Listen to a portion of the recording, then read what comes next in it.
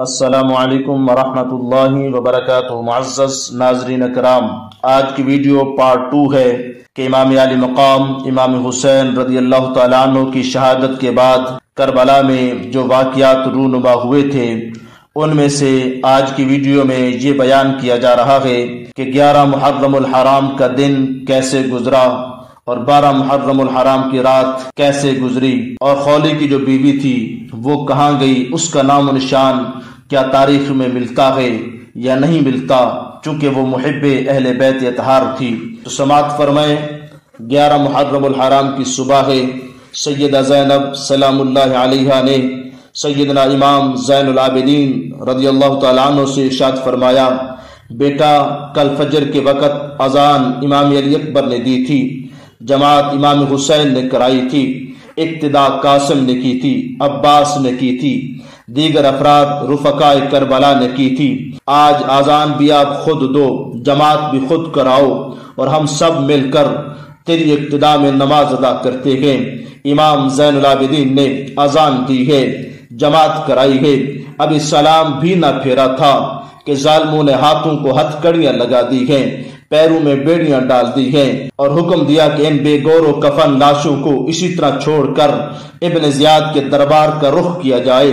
تمام سادات کو اونٹوں کی ننگی پشتوں پر سوار کر کے مہار حضرت زین العابدین رضی اللہ تعالیٰ عنہ کے ہاتھ میں دے دی اور سفر شروع کر دیا۔ آگے آگے شمر لعین بدبخت ہے اور اس کی فوج ہے، امام علی مقام امام حسین رضی اللہ تعالیٰ عنہ کا سر مبارک نیزے پر بلند ہے اور قافلہ کوفہ کی طرف جا رہا ہے۔ اچانک چلتے چلتے خولی کے ہاتھ سے وہ نیزہ جس پر امام حسین رضی اللہ تعالیٰ عنہ کا سر مبارک بلند تھا وہ چھوٹ کر زمین میں گڑ گیا ہے۔ خولی نے بسیار کوشش کی کہ بڑی کوشش کے باوجود وہ نیزہ زمین سے نہ نکلا۔ اب وہ خولی دوڑتا ہوا امام زین العابدین کے پاس پہنچا ہے اور آپ کے نحیف اور علیل جسم پر کوڑے مارنے شروع کر دیے ہیں، اور کہنے لگا کہ اپنے بابا جان سے کہو کہ قافلہ آگے چلائیں۔ امام زین العابدین کے ہاتھوں میں ہتھ کڑیاں ہیں، پیروں میں بیڑیاں ہیں، بخار کی شدت ہے، جس طرح بھی ممکن ہو سکا باپ کے سر کے قریب چلے گئے اور کہا، بابا جان خدا کا واسطہ ہے قافلہ آگے چلائیں، میرے جسم میں مزید کوڑے کھانے کی اب ہمت موجود نہیں ہے۔ امام علی مقام کے سر انور سے آواز آئی ہے، بیٹا میں قافلہ آگے کیسے چلا سکتا ہوں، قافلے سے تیری ہمشیرہ سیدہ سکینہ رضی اللہ تعالیٰ عنہ بچھڑ گئی ہیں۔ جب دیکھا گیا تو سیدہ سکینہ اپنی سواری پر موجود نہ تھیں۔ بہت پیچھے جا کر سیدہ سکینہ رضی اللہ تعالیٰ عنہ کو دیکھا گیا کہ وہ روتی ہوئی بابا جان کو آوازیں دیتی ہوئی ملی ہیں۔ ان کو پھپھی جان کے ہمراہ اونٹ پر سوار کیا گیا تو قافلہ آگے بڑھا ہے۔ اب قافلہ چلتے چلتے آگے جب بڑھا ہے تو خولی کا گھر قریب کوفہ تھا، اس لیے اسے امام حسین رضی اللہ تعالیٰ عنہ کا سر انور دے کر بھیجا گیا تاکہ رات بسر ہو سکے۔ خولی گھر پہنچا ہے تو اس کی بیوی نے پوچھا کہ اتنے دنوں سے کہاں غائب تھا؟ اس نے جواب دیا کہ حکومت کے باغیوں سے جنگ میں مصروف تھا۔ اس نے کھانا دیا ہے، خولی نے کھانا کھایا ہے اور پھر سو گیا ہے، اور سر امام علی مقام کو تنور میں رکھ دیا ہے تاکہ اس کی بیوی کو پتہ نہ چل سکے کہ یہ سر امام حسین رضی اللہ تعالیٰ عنہ کا ہے، کیونکہ خولی کی بیوی وہ اپنا واقعہ خود سنایا کرتی تھی کہ اس نے جب حج کیا تھا تو لوگ حجر اسود کو چوم رہے تھے، بہت بڑا اجتماع تھا، کثیر تعداد میں لوگ جمع تھے کہ ایک طرف سے شور اٹھا ہے کہ وہ دیکھو حسین آئے ہیں، وہ دیکھو حسین آئے ہیں۔ خولی کی بیوی کہتی ہے کہ لوگوں نے جب امام حسین کو دیکھا ہے اب وہ سارے کے سارے حجر اسود کو چومنے کی کوشش کر رہے تھے، جیسے امام حسین کو آتے دیکھا ہے سب نے حجر اسود کو چھوڑ کر امام حسین رضی اللہ تعالیٰ عنہ کے ہاتھ پاؤں چومنے شروع کر دیے ہیں۔ لوگ کہتے تھے کہ حجر اسود بڑی شان والا ہے، مگر وہ کہتے سنو کہ حجر اسود تو وہ ہے جسے نبی کریم صلی اللہ علیہ وسلم نے صرف ایک مرتبہ چوما ہے، جبکہ امام حسین وہ ہیں جنہیں رسول اللہ صلی اللہ علیہ وسلم نے سینکڑوں مرتبہ چوما ہے۔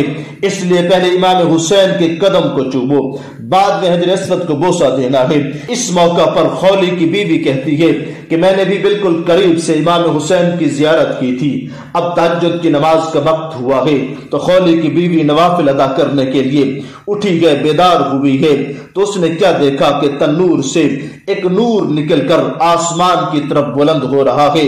وہ آگے بڑھی ہے، تنور کے اندر سے کیا دیکھا ہے، سر کو نکالا ہے تو اس کی چیخ نکل گئی ہے اور کہنے لگی یہ تو امام حسین کا سر ہے جس کی میں نے حج کے موقع پر زیارت کی تھی۔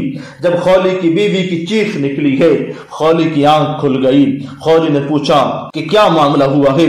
اس کی بیوی نے پوچھا خولی یہ تو سر امام حسین ہے، اور تو کہتا تھا کہ باغیوں سے جنگ میں مصروف تھا، تجھے معلوم نہیں یہ کس حسین کا سر ہے؟ کہ سایہ مصطفیٰ حسین، مایہ مرتضی حسین، حسن کی ابتدا حسین، عشق کی انتہا حسین۔ خولی نے کہا انہوں نے تو یزید کی بغاوت کی ہے۔ خولی کی بیوی نے سرد آہ کھینچی ہے، گھر سے نکل پڑی ہے۔ خولی نے بہت روکا ہے اور کہا کہ کہاں جا رہی ہو؟ تم تو میری رفیقہ حیات ہو، تم تو میری زندگی کی ساتھی ہو۔ غصے سے جواب دیا ہے کہ مجھے اپنی بیوی مت کہو۔ خولی نے کہا میں نے تجھے طلاق تو نہیں دی، تو پھر تو میری بیوی کیسے نہیں ہے؟ کہنے لگی کہ جب مذہب علیحدہ علیحدہ ہو جائے تو طلاق کی ضرورت نہیں رہتی ہے۔ اس نے کہا کیا تیرا اور میرا مذہب علیحدہ ہے؟ کہا بالکل۔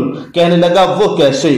کہا کہ میں امام حسین کی محبہ ہوں، میں امام حسین سے محبت کرنے والی ہوں، اہل بیت اطہار سے محبت کرنے والی ہوں، اور تو حسین کا قاتل ہے، لہذا میرا دامن چھوڑ، میں اسی طرح روضہ رسول پر حاضری دوں گی اور مجھے جانے دو۔ کملی والے دے دربار جا لین دے، لیکن ستیا ہو یا نو جگہ لین دے، جو گزری او مینو سنا لین دے۔